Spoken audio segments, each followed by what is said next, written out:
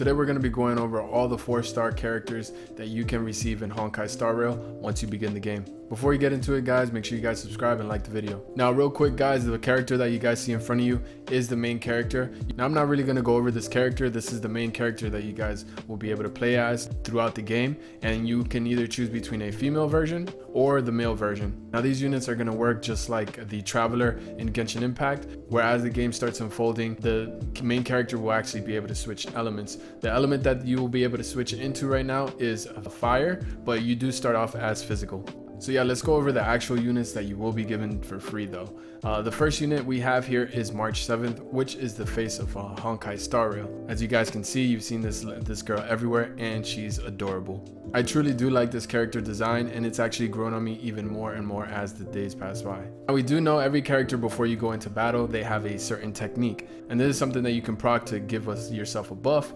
debuff the enemy, or strike them to start the battle. Now what March 7th's technique is when she strikes the enemy before getting into the battle, she will have 100% chance to freeze one enemy for one turn, and after that turn does happen, they will take ice damage, so a pretty good crowd control ability. Now after you get into the battle, March 7th's basic attack or Q ability is she does a single target damaging ability that does 50% of ice damage.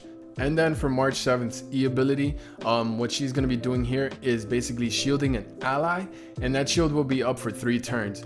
Now one thing to note about this shield, guys, it is a single target ability, so you can only target either yourself or one of your allies, and as long as your ally has over 30% HP, and as long as your ally is over 30% HP that you put the shield on, it's actually going to increase the chance of them getting attacked. So there's a plus and minus to it. I can see this shield working really well with Clara, but you really don't want to put this on a unit that's squishy. So there's some upside and downside to this. Okay, then we got March 7th's ultimate, which is basically an AoE ability that hits everyone and freezes them.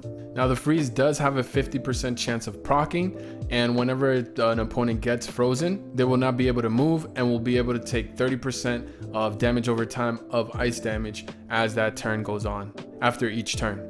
So this is actually a very strong ability because it can put freeze on everyone, and freeze is just as good as stun, guys, because it makes the enemy skip their turn. I think March 7th would be good with Clara, and she's a free unit, guys, so we'll take it.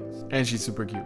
Okay guys, and the next person we got on the list is Serval, and her technique, basically when she does this before she goes into battle, she will hit one random enemy for 50% of her attack as lightning damage, and then also she will shock every enemy, and shock basically is a damage over time ability, guys, that they take about 50%, 40% of the Serval's damage as damage over time.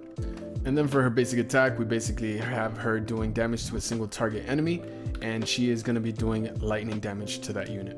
And then for Serval's second ability, guys, she's going to go ahead and target a single target unit, but she is also going to hit the adjacent units on the side. So as you guys can see, it started off with her being able to choose one enemy unit, and then it spread it out to 2 other crosshairs that targeted the units, but the main unit that's going to take the most damage is the enemy in the middle, and then it's going to split off and do damage to both enemies. Now after she does this, the enemies that do get hit by this have a 80% chance of getting shocked, and shocked is nice because it does damage over time, which scales off of Serval's attack.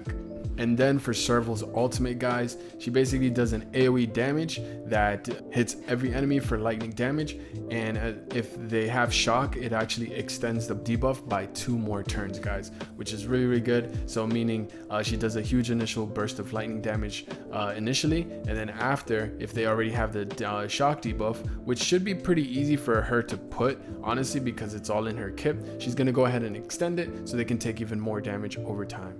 And now for Serval's passive, which actually just makes her even better, is as long as the enemies have shock, whenever she does a damaging ability, she's actually going to do 40% lightning damage to those units that have shock. So that's just even more damage on top of her damage over time abilities, on top of her regular attacks, right? So it's just a bunch of damage for several, and it ramps up pretty quickly.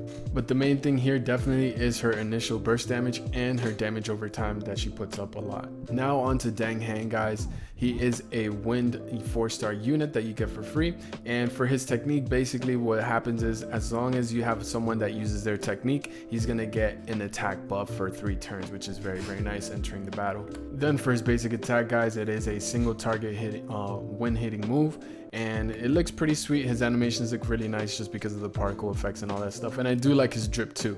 And then as far as his second ability, guys, it also looks really cool. Multi-hitting attack, and it does single target damage, and if he is managed to crit the enemy that he is hitting, he will have 100% chance of applying speed down to the target that he did hit, which is really crucial, guys, because in turn-based games the turn meter here is going to be very, very, very important. I said very 3 times, so I can't stress that enough. And then for Dang Heng's ultimate, he will do another single target attack, which will do a bunch of wind damage, and then also if the target is actually slowed, he will actually do even more damage on top of that. But he already applies slow himself, so you're more than likely to do that. You're definitely going to want to build crit on this guy. Okay, and if Dang Heng, for his passive ability, or his talent you can call it, if he does get buffed by an ally, he will actually increase his wind resistance penetration, meaning he will shred through enemies' wind resistances even more, and that just basically means more damage, right? So very, very hard hitting single target unit that also brings very, very slight utility, right? But it just makes him do a lot more damage, which that's what his job is, right? Now the next character we got is Herta, most likely well known as Kuru Kuru. Now as far as Herta's technique, she basically is the same thing as Dang Heng. If one of your allies use the technique, she will actually go ahead and get a damage attack boost before going into the battle. And for her basic attack is just a single target lightning damage hitting ability. Well, I'm sure you guys saw that spinning ability. Well, actually that spinning ability is her passive, guys. Whenever an enemy drops below 50%, she will come in and follow up and do an AoE spin attack to all enemies, which is really, really good, because if you stack her up with a lot of attack, it's really, really strong, and you're just always going to be proccing this, which is like what she's known for, really. Sorry, did I say lightning damage? I actually meant ice. Her element is ice damage, so for every hit she does, it's considered ice damage, guys. I just got confused because of the purple. And then for her second ability, guys, she does an AoE attack that does ice damage, and if they fall below 50% HP, it'll actually do another 20% more damage. So yeah, it seems like her kit really revolves around dropping them under 50% HP. Now as far as her ultimate, guys, it's pretty vanilla. Like all it does is just hits all enemies for ice damage, a decent multiplier on it, and that's all it does. It just hits all enemies and does a bunch of ice damage. Now the good thing about this though is if you do drop them below 50% HP, and if you're hitting more than one target, more than likely you're gonna drop someone below half HP. So she's actually gonna go ahead and follow up and do her spin attack, which is very, very effective, and that's one of her best abilities. But yeah, Herta's really good with those swarm enemies and stuff, and she just does a bunch of damage as well. But yeah, all I can say is spin to win. Then we got Natasha, guys, which is a 4-star physical healer support, and here's her basic attack where it does physical damage. And for Natasha's second ability, she's actually going to have a single target heal where she targets one of your allies and heals them for a certain flat amount, and it is also going to be based off of her max HP. So it's going to be very, very important, guys, to have a lot of HP on her to get an even bigger heal. Now also, when she applies this on an ally, she's going to leave a heal over time buff on them, so when an ally takes a turn, they will definitely get an extra heal.